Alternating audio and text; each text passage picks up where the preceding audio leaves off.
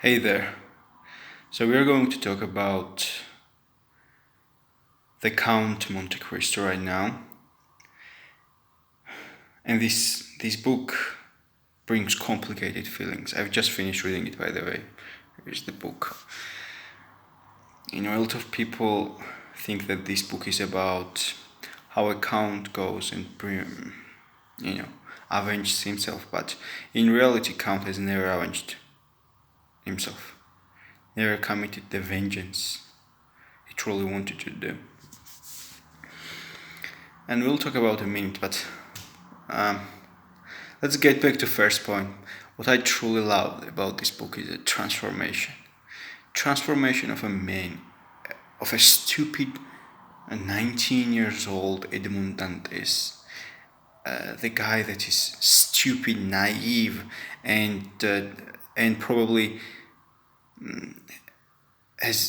not probably, but has no whatsoever idea of world and how it works, and is stupid and has no education, is uneducated, dumb, very naive, and has this sort of lives in a lucid world, basically in Wonderland. I guess just animal, just very very stupid, but also stupid, but it's the same a very noble character. Has a very noble character, but stupid beyond belief. Uneducated, stupid that is possible to explain. So stupid. And he ends up in prison by his enemies. And he ends up in prison, and he can't even understand why he is arrested. He's so stupid that he cannot even understand, after thinking many years, why is he arrested, before he meets the prisoner named Abbe Faria. And he tells his story to Abbe Faria, and Abbe Faria tells him the trust. Understand for him what happens. Of course, Abbe Faria is an Italian scholar, very wise man, plays role of father figure, and helps the creation of the new man. Almighty, smart, decisive, educated Count that is very smart and brilliant-minded person, man. But at the same time, this story of transformation, this very moment, exact moment of the book, of this moment of the prison where Abbe Faria teaches Count, creates the Count in 2 years, teaches foolish Edmond to transform foolish Edmond to this man, to new person, to educated one. Gives him character, but of course, the stupidity of his, the Count, so-called. Not Count, but Edmond is stupid. As a stupid, decides to commit vengeance. But here is a part. He goes on the he has these millions. I mean, millions on that time. It's like image. With today's understanding, basically, it's like having billions. It's like having 40 billion. That's what worth that money had back then, because there were only millionaires, no, not billionaires, generally. So it said same well like a 40 billion, 14 billion, 14. Can you imagine how much 14 million is billion is 14 billions ago? He could go live himself and live the best life he could. And this is the other part, right? First part is transformation of the man, and the other part is in the beginning of this video, which I said is this, like he fails to avenge himself. He decides to use all this money, resources, time to do his revenge, his cruel revenge, but at the same time fails. Not fails, but gets tamed, as it says in book, right? Finally, the lion became tamed. This is how it says when Mercedes talks to not Count but only Edmond, and tries to convince him to not kill her son, right? But killing her son is core part of Count's vengeance plan to kill that fool, right? To avenge for his vengeance. But Mercedes convinces him and tames him basically to not to kill her so-called son, right? And this is where my feelings start complicated, and this is shows that obviously by this the vengeance failed because Count obviously did not kill that son. And by the way, in movies, for whatever reason, because of movies, people believe that the kid is actually son of Count, but it's false. It's made up by Hollywood. It's nothing to do with original story. Here, he's not son of the Count, right? And he's about, and his main point is to kill this kid. And it's this part of how Count really failed his vengeance is when he decides to kill this kid. I forgot his name. Whatever. Not important. Son of Mercedes. This how my brain remembered this guy. Albert, right? It was core part for Albert to die. But let's forget this right now. The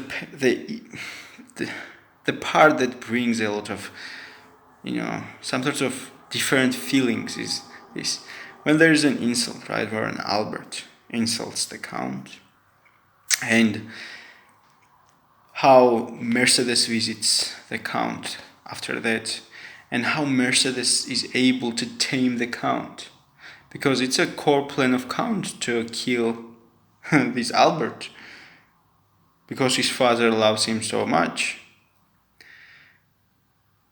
And Count, and basically the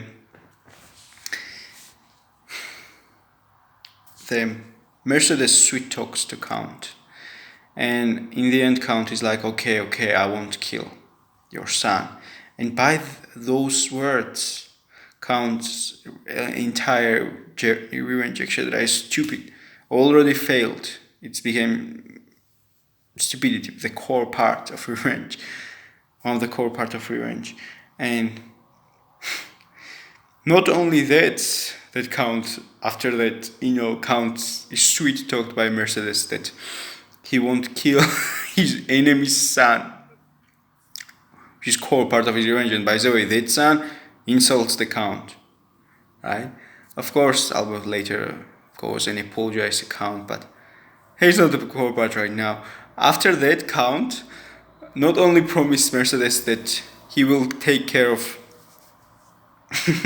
he won't kill him basically, because Count, it was his plan. He wanted to kill from the beginning, to kill Albert, but he also is promised Mercedes that he will make sure that Albert shall live a happy life. This is just a joke. It brings frustration. Am I saying it correctly, right? Frustration.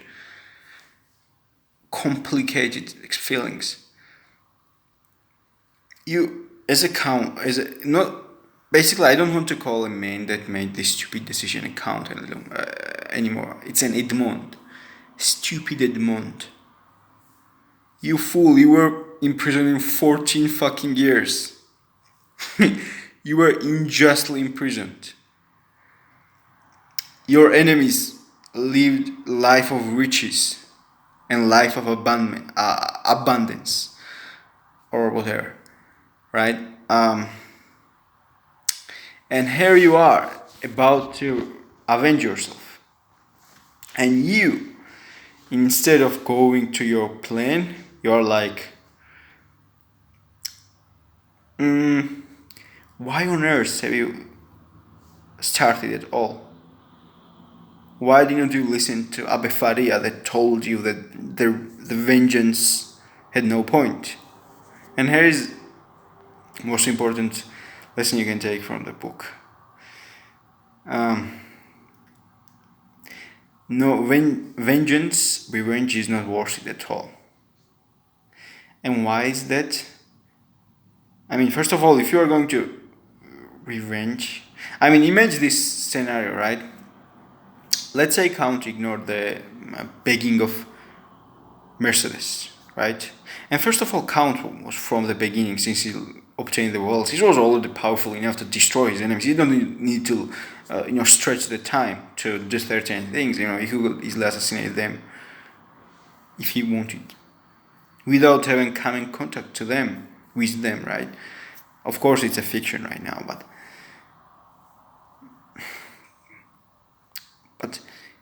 you abandoned your core part, one of the core parts of revenge, and it's like, just like the Abu Faria told him, it's not worth it, because even if Count, in the case, let's say, he killed the Albert, right, the son of Mercedes. This is how I remember it, because when Edmond and Mercedes talk, Mercedes like, you won't dare to kill my son, Edmond, and it's like saying the lion finally got tamed. Lion finally got tamed by women, right? By these women. This is no joke, by the way.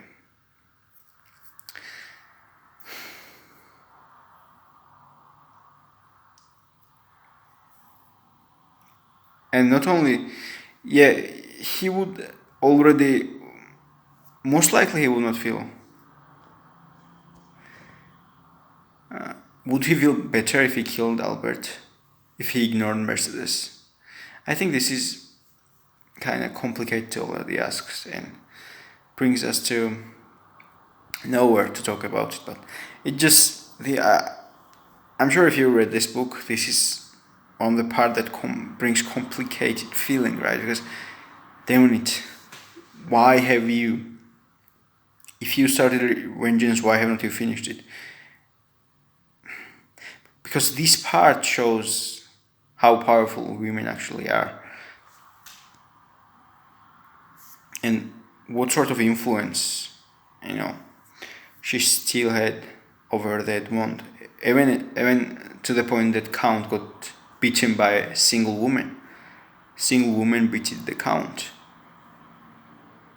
and not only she beat the Count, she also literally led the Count to take care of her son.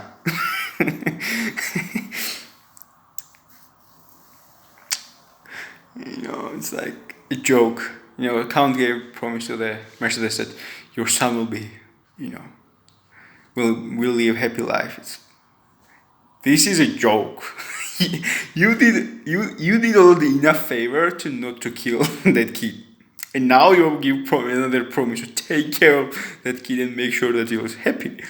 Weird. That brings confusion. That brings a lot of confusion. It's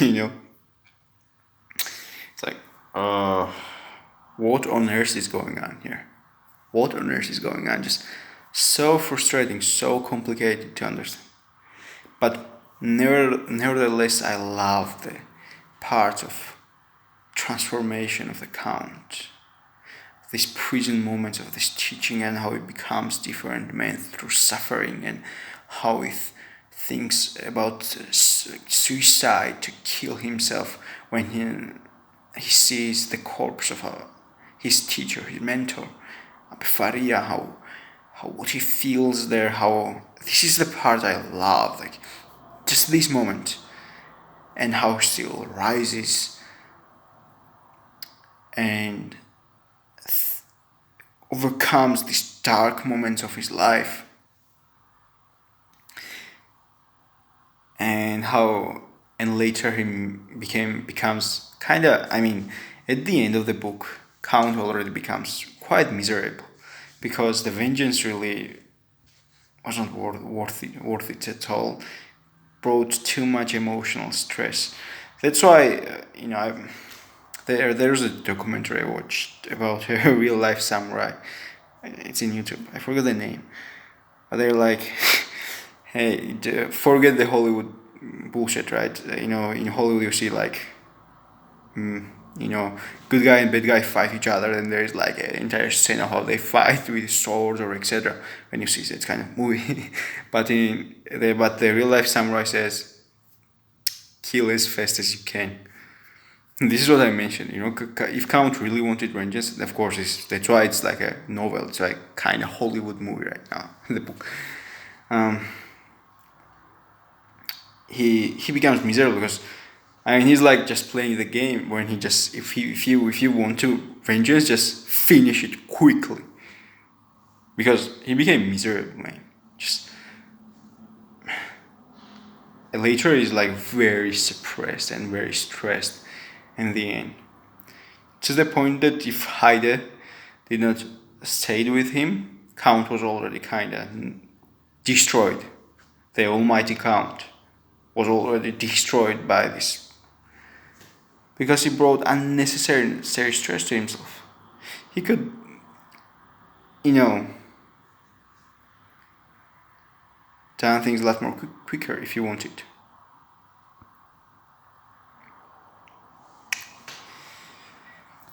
But it's but this ending like is like a joke. Of course, it's great that at last this part, there is this in Hollywood you see that how Count stages Mercedes, but in book at last it Count stage with Heide, and which is great. But if Heide did not love Count, I think Count would commit suicide. And this is how miserable he became with after the vengeance, right? So what I'm saying is this: it's not worth it, man. If you just stop stretching it like this, it's not worth it. Stop shaming for some sort of nonsense vengeance. Just live life. Abe Faria was right from the beginning. It will destroy you, and the vengeance devoured the Count himself, because those. I mean, I remember the part where the Mercedes talks to him. Just I felt how bad Count felt, and Mont Count felt, because emotionally Count became suppressed by, now I have to, and became tamed lion. Count became tamed lion, and this is why I say that after Count started this vengeance stuff, he loses his original charm as a true Count, because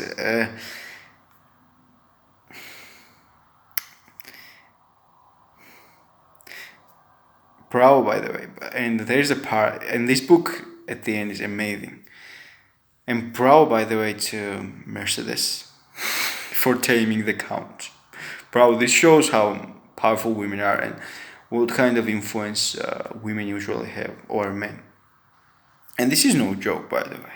This shows what kind of influence women have over men. It's like overwhelming power. Women have overwhelming power to men. And by the way, this is where a story becomes bullshit. Let's be honest here, man.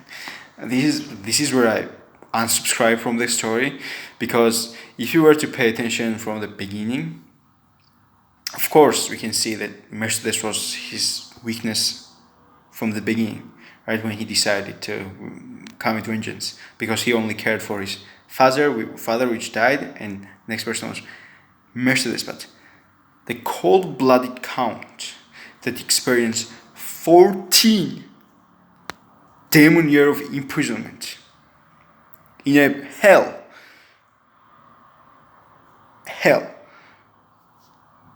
He was arrested. He couldn't even see his son. He was in a horrible place.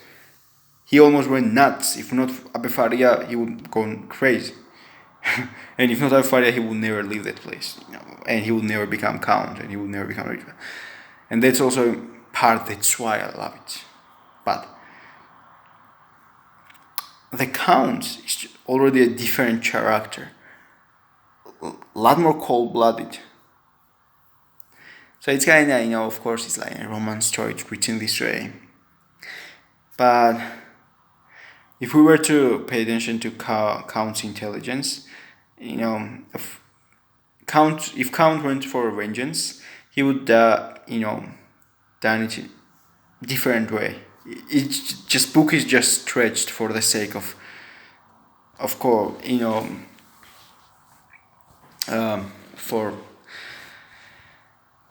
for book's sake, it's for word's sake, it's just stretched. But I do really believe it, that Count would.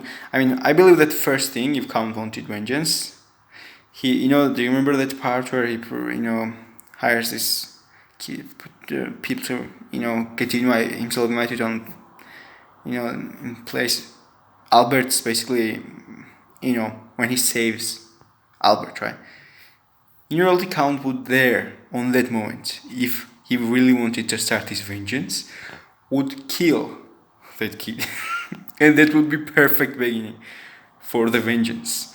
But of course, it's just a book, it's just a novel, and this is definitely things I don't like. And of course, I have to kind of make 2 or 3 comments about how the book is totally changed, even more dragged and changed in by Hollywood, in movies, basically. Because the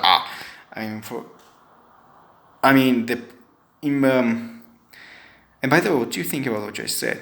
If Count really wanted to start a vengeance, he would just kill Edmund first. But of course, it will not already become this romantic story that people so much love, usually. Comment down below, by the way, what you think about it. Would Count just... Because this is my humble opinion, and I wonder what you think. How Count would just went for... I would kill Albert first. Would not let Albert leave at all. But okay. Of course, it's about the Hollywood right now. Hollywood made these books horrible. Of course, Hollywood even changed far more things and tried to make it more romantic, more dramatic. And as in movies, usually Albert is son of the Count Monte Cristo, which is nonsense, which makes story romantic and and in movies, by book, Count is around only 34 or whatever, right? 35 when he's out of the prison, and for whatever reason he still loves Mercedes. Come on, just nonsense. It's just made for romance, for purpose of romance, which is and definitely movies about this book are not sufficient. But we can say that. So just read the book, and at the end of the day, so I talk so much because there were definitely parts I dislike, because it just stretch. It's just a waste of words already. Too much written for the sake of romance. It's not cold-blooded. What would cold-blooded Count really?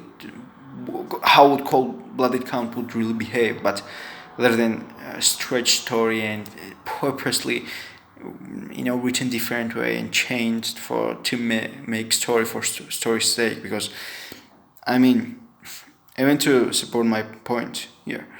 When Count heard that his father died from hunger, can you imagine how much anger it would actually arising from him? And at the same time, you see that, the woman I loved my entire life when I was in prison let my father die from hunger.